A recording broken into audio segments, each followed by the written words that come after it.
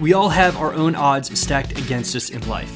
Whether it's our race, our belief, or our gender, every person has obstacles in front of them.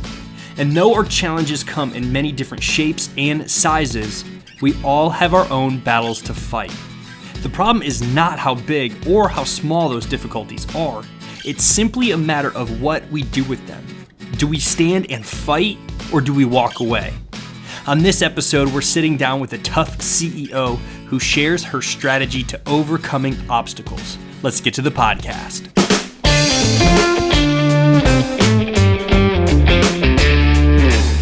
Welcome to another episode of the ROI Podcast presented by the Indiana University Kelley School of Business. I'm your host, Matt Martella, working hard to help organizations make better business decisions. First off, Happy New Year, everyone.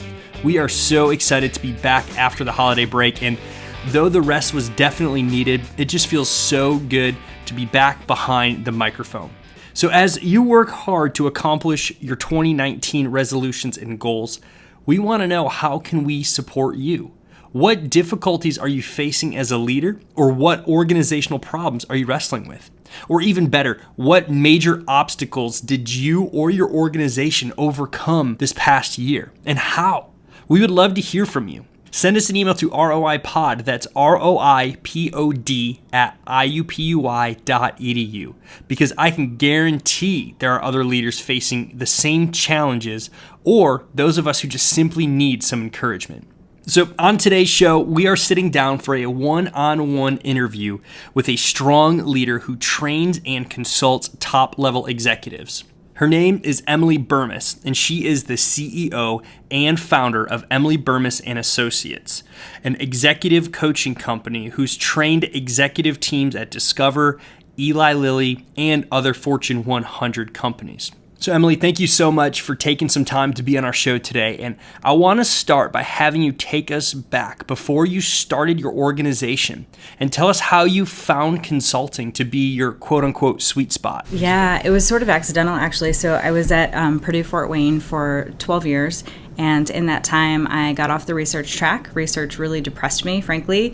You put a lot of work into studying a problem that's really sad, and you never know if any of the information that you develop helps anybody. And so you're spending a lot of time studying the problem and no time seeing if it makes a difference. So I found it really not very fun. And so I got off the research track and went on to the administration track. So I ran a large program. I had about 40 instructors that reported to me. I had about 2,500 students a semester taking the course that I directed.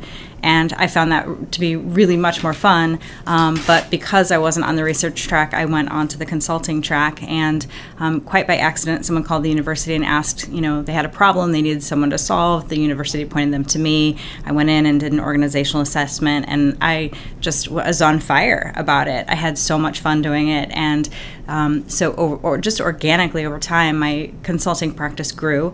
And at some point, you've got a full-time practice, consulting, and you've got a full-time job at the university. And at some point, you just have to say, I can't do more than this, and you just have to make the leap. So I made the leap to consult full-time when the economy was tanking. I thought, great time to just take the leap. And I did, and it's been really, really great. Had a really scary year in there for sure, but the business took off, and it's been really wonderful since. And as we talk about these difficulties that us leaders face day in and day out, as a female leader in a predominantly male-driven business culture, talk about the difficulties you faced early on and how you pushed through. Yeah, so and I fell into this a little bit, right? I mean, I just sort of started dabbling in consulting and just happened to love it. And, because I live in a pretty small market, it's not like I could go work for Booz Allen, right? I was qualified maybe, but I can't just pick up my family and move. So I had to invent a firm, build a firm in order to do what I want to do. But it was never my goal to be an entrepreneur. It was never my goal to own a business. It was never even my goal to be in business. It was my goal to be a ballerina. So my life's a huge disappointment. But I think, the philosophy that I embrace, and I feel like it's a philosophy that women sort of have to embrace, is that you have to just make yourself wildly uncomfortable every day. Because women, more than men, and I haven't done this research, but I've read it often enough, if females have 4 of 5 job qualifications, they won't apply. 4 of 5. If men have 1 out of 5 qualifications, they apply and they're mad if they don't get it. So I don't know if this is nature or nurture. Someone smarter than me is going to have to figure that out. But females hold themselves back because they're too timid about taking risk in general, right? There's certainly exceptions, but in general. And so I feel like my personal recipe has been, if it scares me, I'm going to say yes. And I've said yes to a lot of things that I weren't comfortable, weren't easy. But if you do that for your whole life, I'm actually a very shy, very timid personality. I scare easily. I get nervous easily. I get anxious easily. I don't have this big, bold personality. And yet, if you just see me in the workplace, you'd probably say, she's pretty confident female, right? Well, I'm 45. So from 25 to 45, I've said, yep, I can do that. And then I'm like, what are you saying? You're crazy. You're going to hate this. It's going to be so scary. But I show up and I do the work. And then the next big thing, I say, yeah, I'll do that. And then I'm scared and I show up and I do it and it works. And so if you just keep doing that, you're really just desensitizing yourself to the sense of fear. So the things that scare me today, it's got to be a pretty big thing. I can sit in any room with any leader in any company and I'm not going to flinch. But that was not me 20 years ago, right? So I think for females, you really have to embrace the fear and say, yes, I'm afraid, but I'm saying yes anyway. And I remember my dad at one point, because he's obviously known me the longest, and he said, I think your only comfort zone is being out of your comfort zone. And I said, that's how it has to be, or I would still be a waitress at Shoney's. That's a true story. So then, did you have many cheerleaders through your journey early on? No. I mean, I'm a pretty independent person. So, I left home at 18 and, dabbled around in life and, had to put myself through college and grad school. And so I'm a very independent person. And I will say, though, that and I have close friends. My husband is probably my super, my number one supporter. But we've only been married for a year and a half, so he doesn't get a ton of the credit for the history. He gets a lot of credit for what's happening now.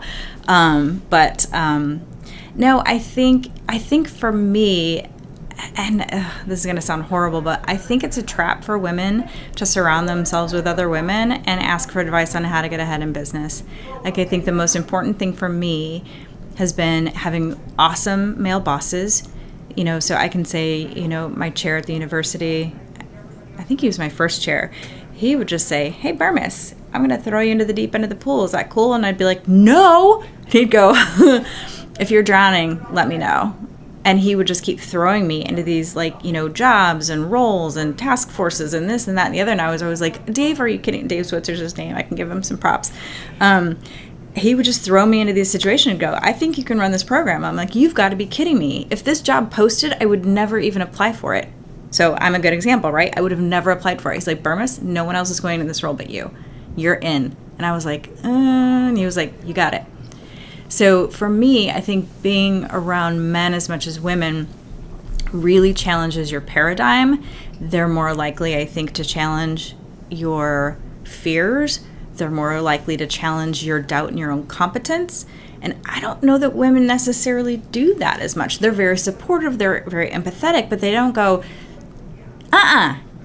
you got the tough love. I don't think they do that quite as well. And so I think for me, part of the secret for the success is really, and I'm lucky, I guess, that, I wish we had more female clients. A lot of our clients are male. So, even my client base, once you get to know them and then, they become part of your network and your community, they'll push me. And it's like, you're pushing me. So I think and it's a very popular thing now to go to these all-female networking groups, these all-female, workspaces, these all-female, I don't buy into that.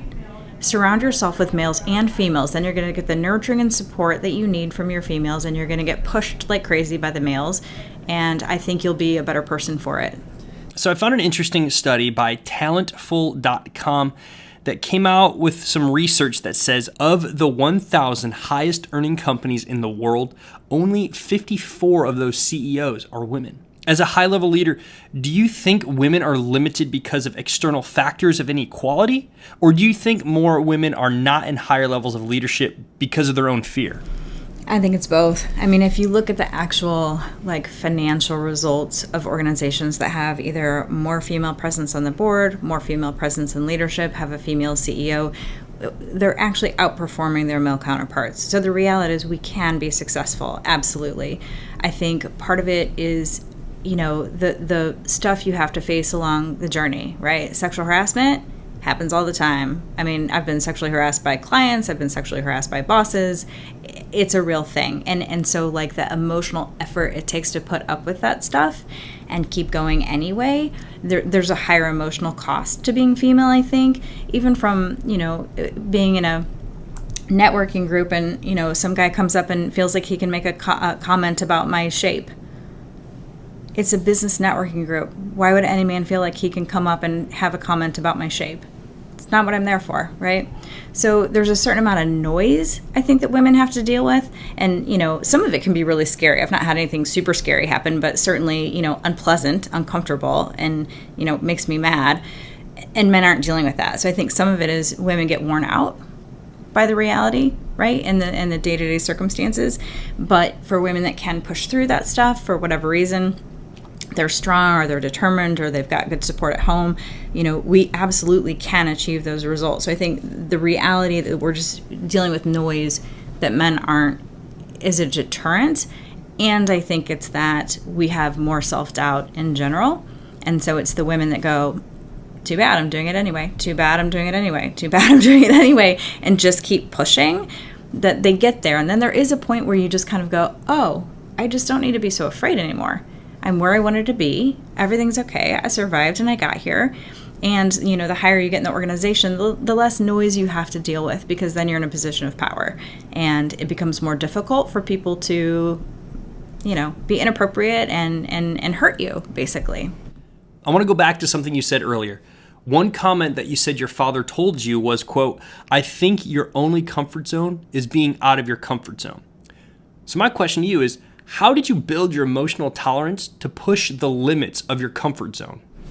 I think your willingness to put yourself out of your comfort zone helps, because you can't build that tolerance. It's like working out, right? I can't lift 50 pounds if I'm not willing to pick up 5 and then 10 and then 15. So it's an endurance thing. It's a strength building thing. So wherever you are, at 18, I was literally a Shoney's waitress living on my own in absolute poverty. But you've got to be willing to take one class at the university. And then you're like, I passed it. Maybe I'll take 2, right? So wherever you're starting, and I didn't come from much, right? But wherever you start, it's like, but what's that one next thing that's a little bit braver, that's a little bit harder, that's a little bit more putting myself out there? And then you're building that muscle over time. And that's what gives you confidence, right? Some people are actually born with confidence. They just are. My daughter has it. I don't know where it came from, but she has like the highest self-esteem I've ever seen. And I'm like, gosh, that was so not me. So some people just naturally have it. They have good DNA. They're not a timid personality. They had good parents, maybe. I don't know. So if you don't have it, it's okay. You can still get where you want to go, but you're going to have to work harder, and you're going to have to push yourself harder to get there. People that are born naturally confident and just walk around the world like, they believe in themselves, and they know what they want, and they know they can do it. Like, some people are like that, but it takes a really good recipe of DNA and upbringing to be that way. Most of us, got kicked around a little bit more than that. And so we've got to work a little bit harder to build that grit.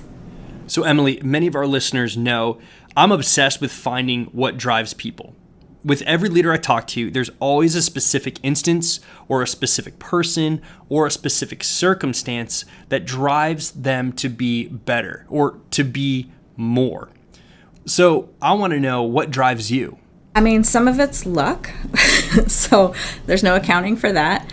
I think a certain amount of it is relying on other people's judgment to say you can do this, and being dumb enough to believe them, and then just showing up and doing the work, and then it works out, right? So when other people tell you you can do something, you should probably believe them, because they see something in you that you can't see for yourself right now.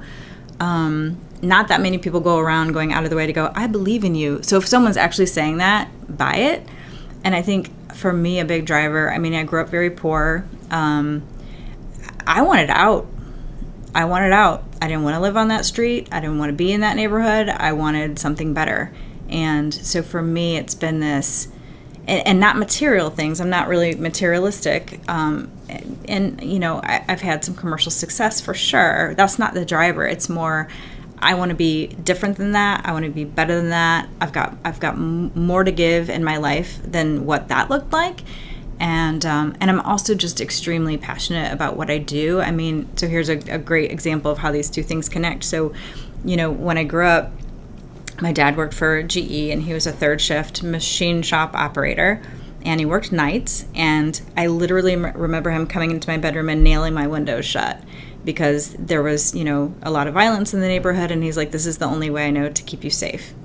And I hated that he wasn't home at night. And I hated that my windows were nailed shut when it was 90 degrees out. And I hated that he came home from work and he seemed really demoralized by his job because the culture at that time was quite toxic. And if you're at the bottom of stuff rolls downhill, right? So if you're at the bottom of the hill, you're getting the most grief. And my parents were always fighting about money. And so we were, economically really insecure. And I just thought, work is horrible, apparently, so like the first, college class that I took where they talked about organizational culture, and some cultures are learning cultures, and some cultures are empowering, and some cultures are, fun, and some are, whatever. I thought, you can actually make companies better than that. And I mean, the light bulb just went off. I said, that's what I'm going to do for a living.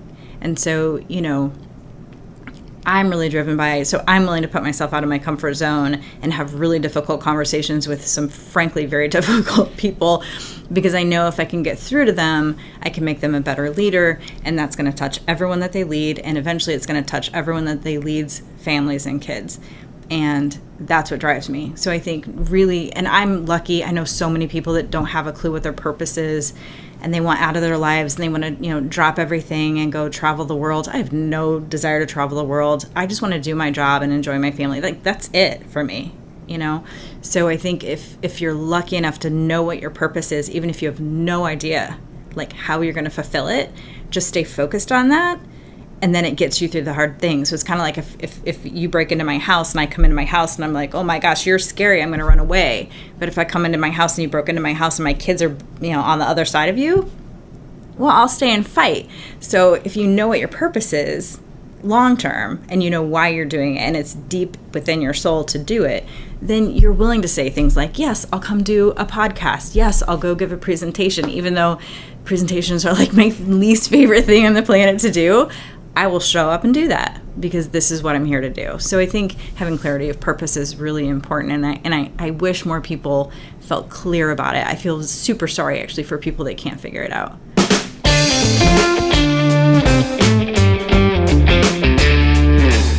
So let's recap. Life is a battleground littered with obstacles and challenges around every corner. No matter your race, your creed, your gender, or social status, we all have our own challenges to overcome. Comparing our problems gets us nowhere, and using them as a crutch will always keep us down. What is important is how we overcome those obstacles before those obstacles overcome us. Emily Bermes faces the challenge of being a woman in a predominantly male workforce, yet she's at the top of her game. But how? First, it starts with recognizing what opportunities scare us, then say yes to that opportunity. If she let her fear dictate her decisions, she believes she would still be a waitress. Next, we have to build a strong community around us to help check our blind spots. For her, she could not simply have all female coaches. She needed both male and female life coaches to help her through tough decisions because each group offers unique strengths. Once we build our support stream, understand the emotional effort needed to be a champion. Like working out, we must build emotional endurance because our obstacles take energy. It starts with 5 pounds, then 10 pounds, all the way until we can lift whatever is in front of us. Finally, we need to search ourselves for deep motivation to fire us up in times of weakness. For Emily, that came through a tough start in life. Coming from a poor family, she knew she wanted more for her kids. However, she did not keep that idea in dreamland. She took action and did something about it. Now, she knows her kids can have a better life and she can find strength when she needs it most. Emily, it was our honor to have you on our show. If you enjoyed this episode, it would mean the world to me if you could rate and review our show. While you're there, don't forget to hit the subscribe button on your favorite podcasting app. This has been another episode of the ROI Podcast presented by the Indiana University Kelley School of Business. I'm your host, Matt Martella, helping organizations make better business decisions. We'll see you next week.